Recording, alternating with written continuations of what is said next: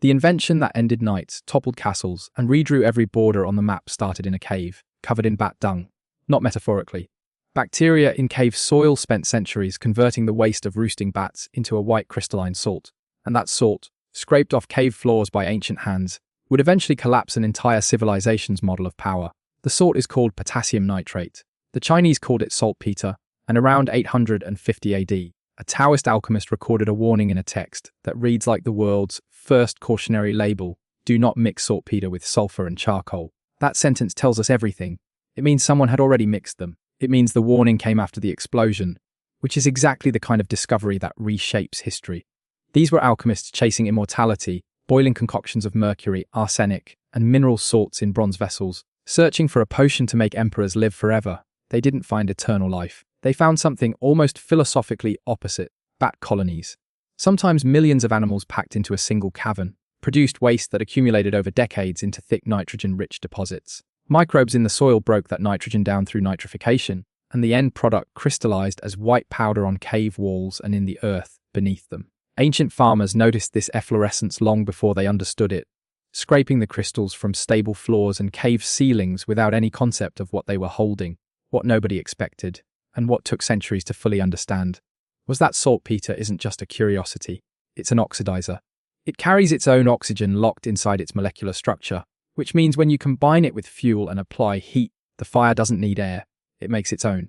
That's why gunpowder explodes inside a sealed iron barrel. The saltpeter brings the oxygen with it. The first documented military use wasn't a cannon, wasn't a rifle. It was a fire arrow. Soldiers of the Tang and Song dynasties packed gunpowder into bamboo tubes, strapped those tubes to arrows, lit the fuse, and fired.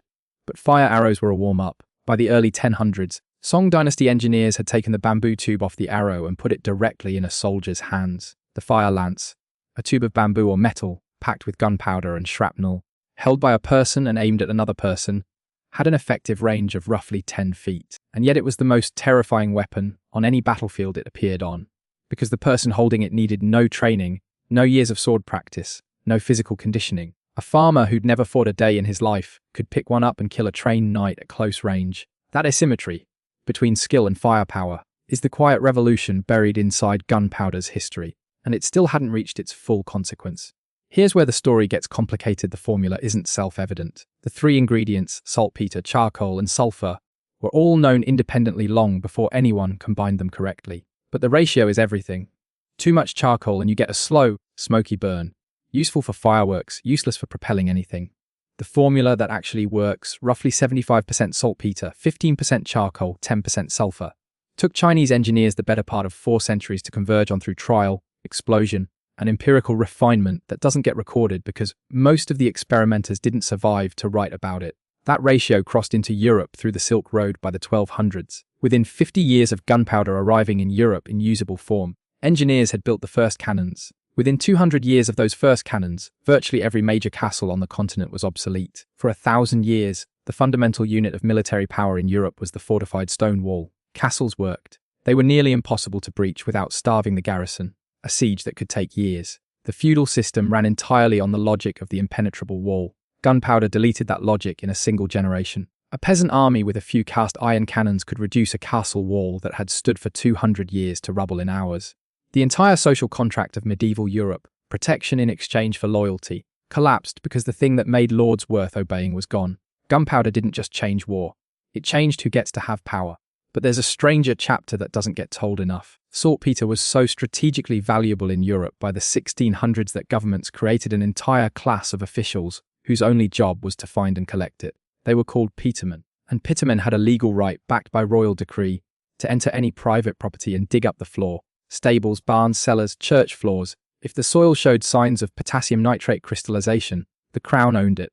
Your floor literally belonged to the state. Then during the Napoleonic Wars, saltpeter demand outstripped every natural source on the continent. Armies began collecting urine from their own soldiers, directing it into composting pits layered with straw and wood ash, waiting for bacteria to do what bacteria had been doing in bat caves for millions of years. The same chemistry, just without the bats. It strips the glory from the image of Napoleonic military might, hundreds of thousands of soldiers, their urine catalogued as a strategic resource alongside cannons and bread. The chemistry never cared about the dignity of empires. Here is the full arc. Bats roosted in a cave in ancient China left their waste, and bacteria got to work. Alchemists scraped up the crystals while searching for immortality, combined them with the wrong things, wrote a warning, and accidentally handed civilization the most transformative weapon in its history. Walls that had defined power for 1,000 years became useless. Nations rose and fell not by the courage of their armies, but by who had enough cave crystals to keep their cannons loaded. Every border on every map drawn after 1200 AD carries the invisible fingerprint of a chemical reaction that began in the dark, in a cave, in the waste of animals that had no idea what they were starting. History's biggest plot twist was always chemistry, and the bacteria wrote the first draft.